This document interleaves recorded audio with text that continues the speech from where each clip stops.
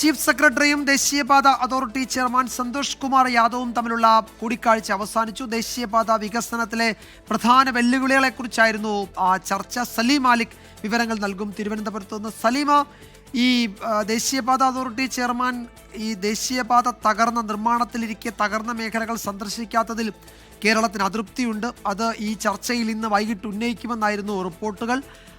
അക്കാര്യം ഈ ചർച്ചയിൽ വന്നിട്ടുണ്ടോ എന്നറിയണം. മറ്റൊന്ന്, ഈ ദേശീയപാത നിർമ്മാണം നടക്കുന്ന മേഖലകളിലെ തകർച്ചയിൽ എന്തെങ്കിലും കൂടുതൽ നടപടികളെ പറ്റി ഈ ചീഫ് സെക്രട്ടറിയോട് ചെയർമാൻ സൂചിപ്പിച്ചിട്ടുണ്ടോ?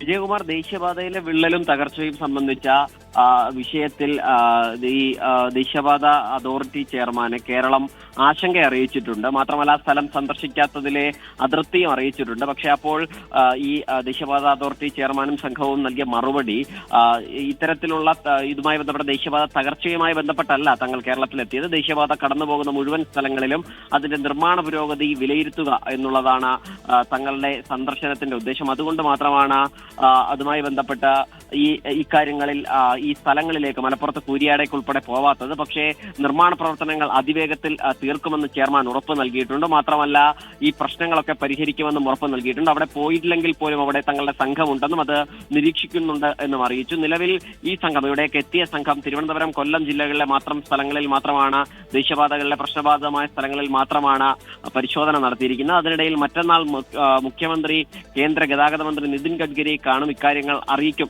എന്നുകൂടി വിവരമുണ്ട്. നിർമ്മാണ പ്രവർത്തനങ്ങൾ വിലയിരുത്തുക എന്നതിനപ്പുറത്തേക്ക് മറ്റൊന്നും ഈ സന്ദർശന ലക്ഷ്യമായിരുന്നില്ല. അതുകൊണ്ട് നാളെ ഈ സംഘം മടങ്ങും. അപ്പോഴും മലപ്പുറത്തേക്ക് പോയില്ല. പക്ഷേ അക്കാര്യങ്ങൾക്ക് അവിടേക്ക് ഒരു പ്രത്യേക ടീമിനെ കൂടി നിയോഗിക്കും എന്നുള്ളതാണ് നിലവിൽ അറിയിക്കുന്നത്. വിജയകുമാർ.